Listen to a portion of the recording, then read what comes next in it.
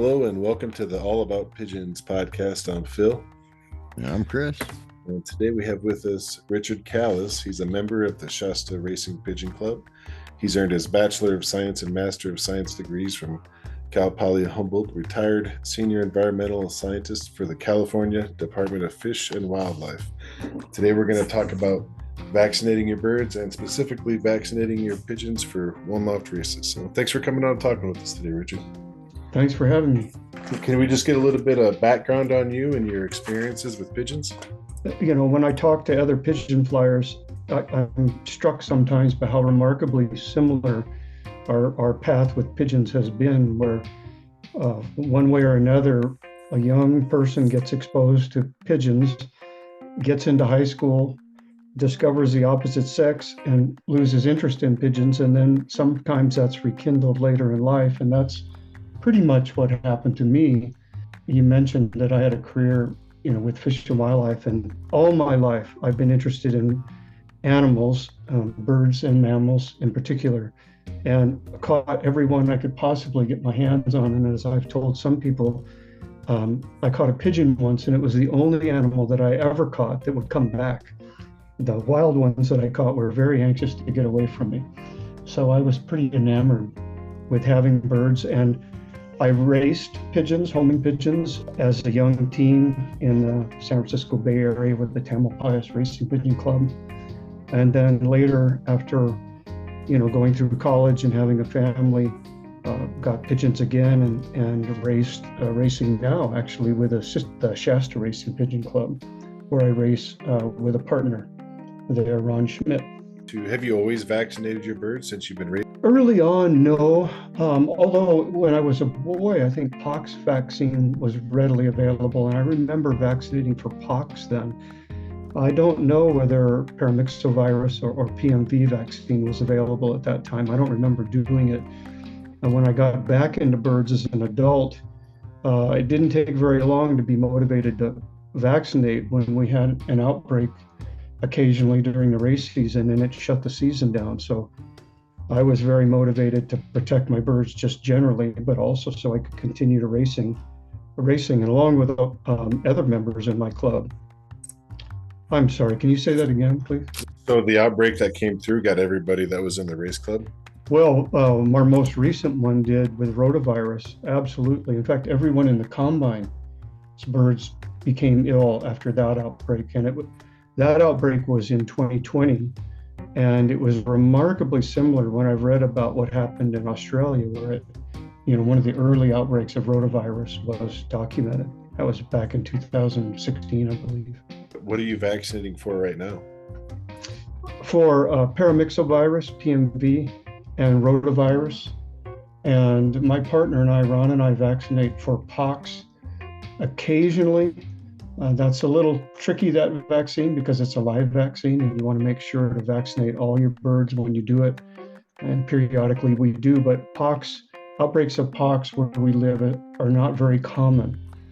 But PMV and rotavirus has become an issue in recent years, and particularly when we enter one-loft races, we want to make sure those birds are protected.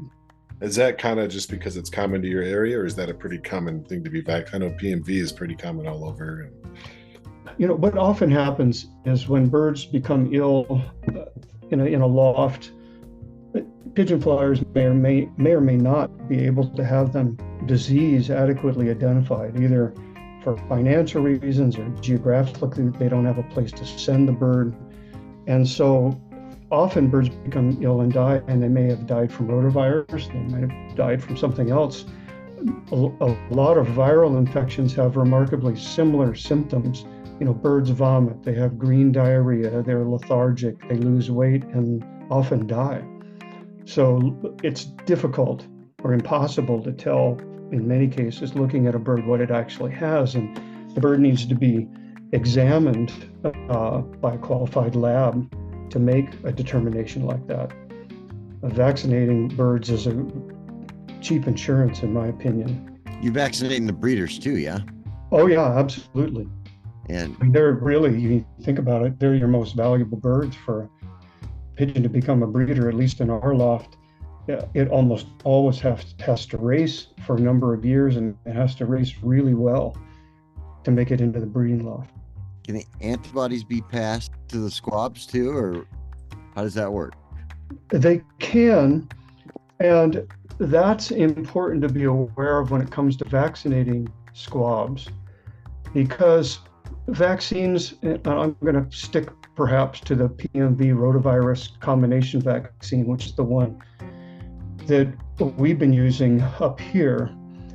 And one of the reasons we do it is because, to my knowledge, we can't buy a straight rotavirus vaccine. It comes as a combination vaccine. But that vaccine is very specific about when you can give the first injection. It's a 2-injection series, like a lot of vaccines are. So the first vaccination primes the immune system, and the second vaccination, usually several weeks later, it also called a booster, is what really develops a strong immunity against the disease you're vaccinating for. So, for example, with PMV rotavirus vaccine, the one we use, it says vaccinate your birds first, no younger than 28 days.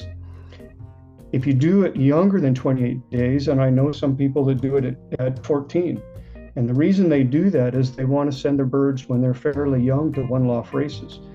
But if you do it before 28 days, the youngsters in the nest, the squabs, they get immunity from their parents through the milk, for example.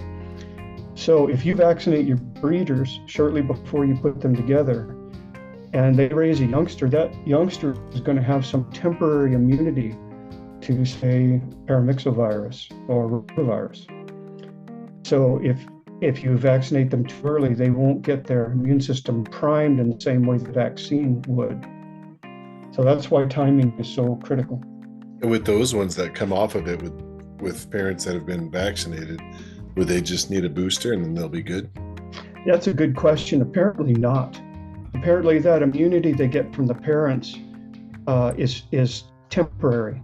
And that's a really good question, because if that was true, you'd think, I can just vaccinate my breeders, let them raise a round of youngsters, and then when they're, whatever it is, 50 days old, when they're ready for their actual booster, you could just inject them once. But to my knowledge, it doesn't work that way. No loophole. They'd be like, you could just breathe the immunity into them and you'd be done, Phil. You're a genius. Right. Those are scientists. Yeah, well, try to save money. Those vaccines, they're not very cheap, and they're not. It's true. So you get your vaccine, you got a bunch of unvaccinated birds, say, and you're doing your first round. You give them all a shot, and then it says, refrigerate your vaccine for so many days. It's only good for so many days. But then they tell you to give the booster kind of past the point where the vaccine is any good. That's right. So I don't know if that's just a way to sell more vaccines, or when I did mine, I used the same vaccine. I kept it refrigerated. I did use a different needle. What do you think the best way about going about that is when you're doing a second round of boosters? Should you buy a second vial just for the boosters? Well, I think if you have, the way I think about it, if I have 50 pigeons that I need to vaccinate twice, I can get away with one vial rather than buy a second vial. And if I've got more than 50, I'm going to need 2 vials anyway. So that kind of dictates how many vials I buy. But like you described, though, I do that. Vaccine manufacturers don't recommend it, but I can't speak to their motivation. But one of them would clearly be they want to make sure their vaccine is effective, because if it's not, their customers aren't going to continue to buy it. What I do if I have to reuse a vial of vaccine or plan to reuse one, use a dedicated needle to withdraw the vaccine from the vial, and I never use that to inject a pigeon. And I withdraw just what I need and then refrigerate that vaccine right away. So far, so good for me. Draw up a big needle or a big syringe with all. Right. You can use a large, that's a good point. You can use a large syringe and a fairly small bore needle to minimize the chance that air is going to get inside the vial. Can you give us a walkthrough on how you do yours? Like how many? Just because birds are a little wiggly, and I've heard people, I think the manufacturer that I had said to do it through the neck, and I've heard of people doing it like, what was it, Chris? Like in the breast or something, the wing? Do you remember? I think Bob said he did it that way. In the hawk. And so, I mean, I found a method where they slip them. You wear a hoodie and slip the pigeon through the hoodie and have its head pop out, and you kind of got control that way. Can you talk us through your procedure and like how many birds can you get with before you got to change that needle out? Yeah, that's all good questions. As far as changing the needle out, I tend to keep a little isopropyl alcohol handy, and I'll dip the needle in it periodically. But I'll vaccinate several pigeons in a row without disinfecting the needle, and that's probably not the best technique. But I've done it for hundreds of pigeons, and I've never had one, to my knowledge, I've never had one die, and I've never had one that seemed harmed in any way from doing that. They get dull. Yeah, they do. Yeah, they do, yeah. They do, and it's important to have a sharp needle for several reasons. One, you have better control of it, and you want to be careful, particularly if you inject like a PMV rotavirus vaccine at the base of the neck, which I think is generally recommended by manufacturers. You want to be careful about that. And we use alcohol in a spray bottle, and I usually have an assistant, although I've done it by myself. And they hold the bird facing me, sitting in a chair, and I spray the base of the neck, which makes it easy to get the feathers out of the way, and then I inject there under the skin. One thing I said in that article that you had reviewed was that the PMV rotavirus vaccine, initially the manufacturer recommended an intramuscular injection. And I tried that the first time I got the vaccine. And I couldn't see how you could do that to birds without causing some real pain, discomfort, maybe harm. And I got a hold of them about that, and they said, that was their guidance. And but subsequent to that, they did some work and determined that the subcutaneous injection under the skin, in other words, was just as effective, which I was glad to hear about, because it's way better, way more comfortable for the birds, and much safer. Yeah, it's just a little bubble, and you're not stuffing it through their muscles. Yeah. And as far as the location, pigeon fanciers have their favorite spot.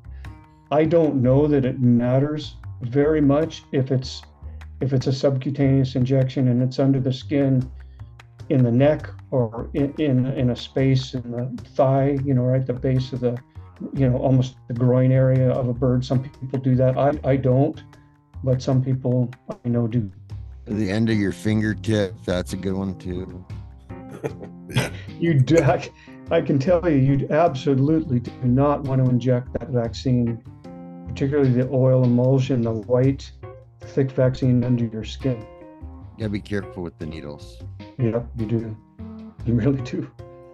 So with this one loft races kind of coming up everywhere, some racing clubs make it mandatory, if you're going to fly with this club, you got to have at least this vaccine done. And with the one loft races kind of springing up all over, it's kind of up to them. It's kind of up to the fanciers. There's no line in the sand about all one loft races are vaccinating their birds, or you have to vaccinate.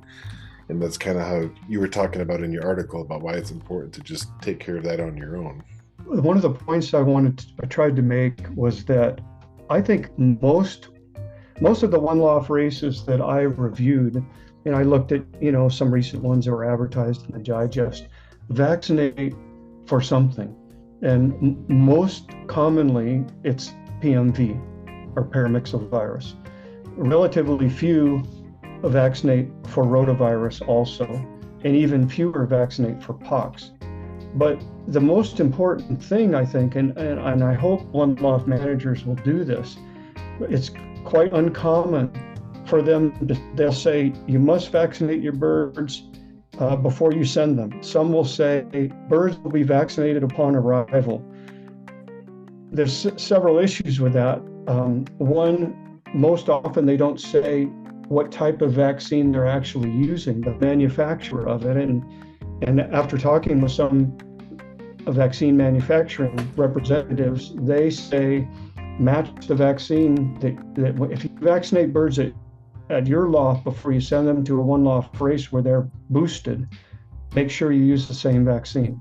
The other potential issue is that some participants in one loft races may look at the advertisement and think, oh, my bird's being vaccinated. Once it gets there, I don't need to vaccinate it. And just the opposite is true. A fancier, if they're sending a bird to a one loft race where it's going to be vaccinated one time, for example, it's not going to be adequately vaccinated. So what they need to do is vaccinate it, their birds, their entries at their loft at the right age, hold them, and then ship them to a one loft race and time it so when they arrive and they're boosted at the correct time. That's what I do. I sent some birds to one loft race. We sent some this year. I vaccinated them and I held them they needed to be boosted within 21 to 26 days. So I kept them at my loft, and for that, for like about 20 days, shipped them to the one loft race. And I happened to be there because I delivered them. And the manager on the 21st day, when he took them out of the box I brought them in, vaccinated each one. So they were boosted at the correct time. There's been some pretty big losses at some of these one loft races with outbreaks happening, and they lose just because they're handling so many birds. When it happens, it can really devastate the numbers of the birds. Well, it's some indication that not all fanciers are vaccinating their birds before they send them, or in some cases, maybe one loft managers aren't vaccinating correctly, or perhaps the vaccines are not matched together. There could be a lot of reasons for that, but it does happen. You can watch the updates on one loft in Wind Companion, where one loft managers often post updates about how the race is going. Right. It's really sad when that happens, because it's for some viruses where there are vaccines available, and they're not for all viruses. It's a shame, for birds to get sick and die in your own loft or in a one loft race of paramyxovirus is really, really unfortunate, because it's preventable. Yeah. I mean, like you're talking about in the article, it's part of the responsibility of animal husbandry, and it is preventable. And we kind of talked about this too, that it's not just racers. It's if you're showing fancy birds too, you're exposing your birds to other people's birds. And it's real similar to the one loft race situation, where there is everybody needs to show proof that you've, done the PMV thing for your bird. People are just bringing birds in, letting birds mingle with other birds. And, you take that back home to your loft, and of course, your quarantine procedure, but if you're out there showing your best bird, you're taking chances with it. So anytime you're mixing birds up, it's not just a racer thing, it's a fancy thing, or, anytime you're bringing birds in, you're exposing yourself and taking that chance. Absolutely. I'd like to tell you a short story about what happened with us with rotavirus, because it gives some insight into how serious and how contagious this is. In our combine here in Northern California, in 2020, like I mentioned earlier, one of our combine members had a pigeon stray into his loft, and it trapped in, so it mingled with the other birds, and a day or two later died. And he didn't know, what caused it to die. It didn't look obviously sick, apparently, when it arrived. So he, took it out of the loft, and that following Friday night, his birds he thought were fine. He shipped them on our combine trailer, and our transporter took them to the race station, released all the birds, and as he always does, he checks the crates to make sure all the birds have actually left. And there were 2 dead pigeons in one of the crates, and they both belonged to the fancier that had trapped in the stray a few days before. And that was disconcerting, but what was even more disconcerting is within about a week, every flyer that had pigeons on that trailer's birds were sick and started to die. And one member took some, freshly dead birds to the California Animal Health and Food Safety Lab at UC Davis, and they diagnosed that, identified rotavirus as being a causative agent there. And it was really a terrible outbreak for us. On average, flyers lost about 25% of their yearling birds. It affected young birds mostly, yearlings mostly. And some of those birds, may have been damaged. It affects the liver, perhaps the kidneys as well. And their performance may be compromised for the rest of their life. I'm not sure about that, but that really was a wake-up call for many of us. And I think not everyone in our combine vaccinates now, but it just shows you how quickly and how seriously it can spread. When rotavirus there was an outbreak. Really, one of the first documented ones was in Australia, and like I mentioned earlier, I think in 2016. I think within less than a year, it spread almost completely across the country. And one of the ways it spread is because some fanciers had the mistaken idea that they should expose their birds to it and let them recover and they would be immune. And what that ended up doing was, fanning the flames, so to speak. And it became much more widespread than it might otherwise have. It's like the old chickenpox parties. It doesn't work that way with rotavirus. Yeah. What a bunch of dummies.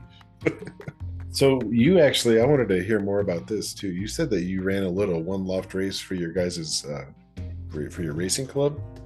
I did.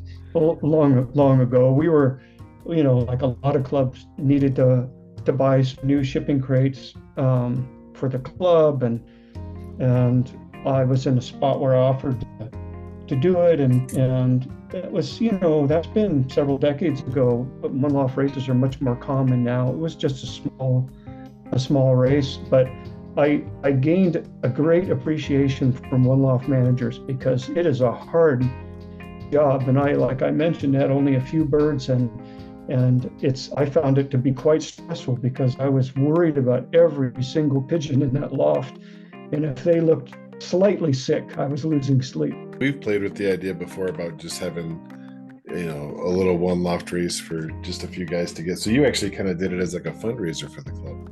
I did, yeah. Oh, okay. How many members participated in that? There were, something between 75 and 100 birds, not very many, and people from out of the area, and our own club members submitted birds, but we raised, several $1,000s. We had a raffle and a barbecue and a standard kind of a one loft race event. It was actually, I think, a lot of fun for our members.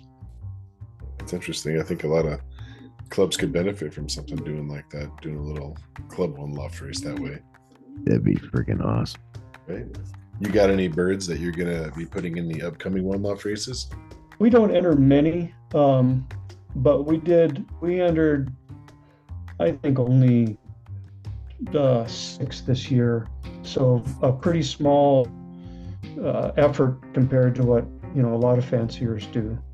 It's becoming, and of course, across the country, very popular to do as participation in young bird racing and racing generally has declined.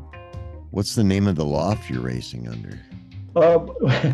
Well, my own loft is Skydance Loft, but my partner is Ridgetop Loft, and his name is Ron. My name is Richard. So we race under Skydance R&R, and we haven't decided if R&R means Richard and Ron, or Ron and Richard, or rest and relaxation.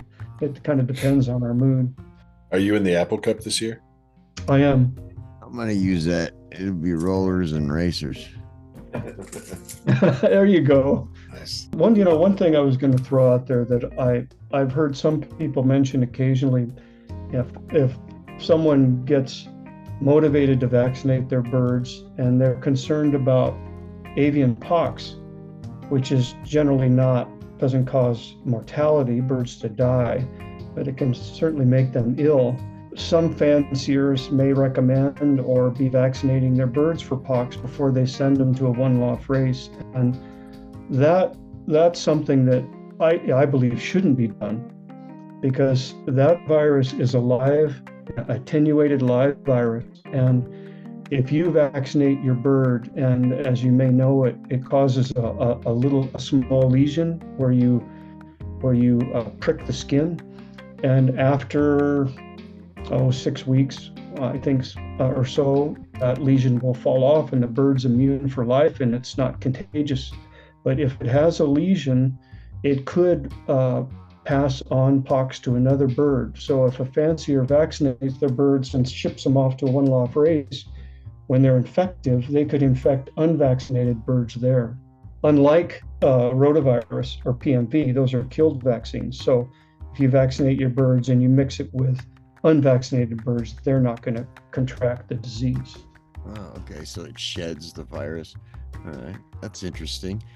And relatively few, like I mentioned, one-off race managers vaccinate for pox.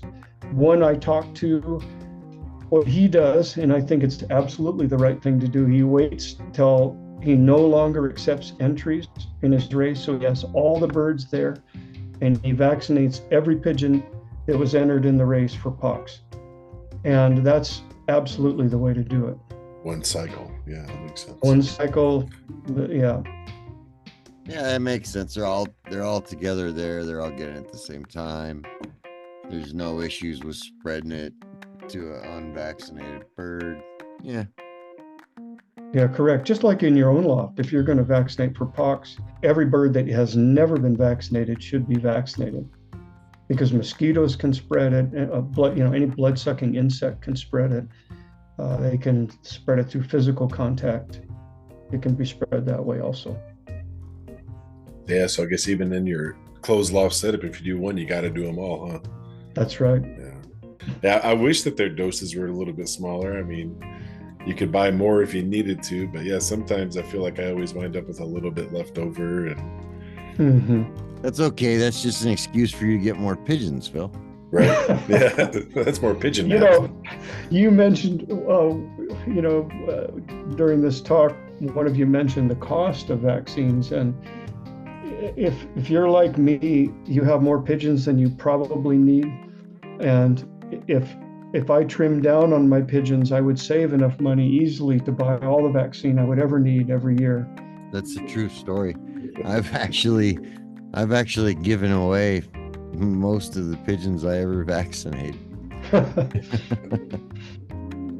Well, that's good. You're giving well-protected birds to flyers then, or fanciers. That's excellent.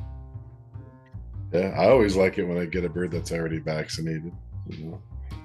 Sure. All that fun stuff is done. Yeah, especially when you start getting into the bigger numbers of pigeons, it can be kind of a chore running through and vaccinating that many birds and keeping track and then running through it again. And compared to the other side of it, it's no fun having an outbreak come through and just decimate your numbers. That's definitely not a good time. Mm-hmm. That's right. Alrighty. Well, you got anything else for him, Chris? I'm straight, man. Pretty good one. Yeah. Talked good. Yes. You're going to make editing really easy, Richard. I appreciate that. Well, if you'll edit something I say, I'm really grateful, because half the time I don't make much sense. Knows me well. What we started doing is, instead of coming out the next week, we edit it the way we want to, and then we send it to you, and for $5 an edit, we take out every swear word and stuff like that. Now I know how you fund this podcast. Yeah, I was just going to say, man, it's just fundraising. It's not personal. Well, it's not extortion, it's fundraising. Depending on what I said, you can get quite a bit out of me. Enough to fund vaccine purchasing anyway. There you go. This has been good. If you guys want to check it out in the Racing Pigeon Digest, Richard has an article in the back of, I think it was last month's or maybe the month before, about vaccinating for one loft race. And Richard, good luck in the upcoming one loft races and your club races. And thanks for coming on and talking with us today. Thank you. It was great to talk with you both. Hey, thank you, Richard. Appreciate it.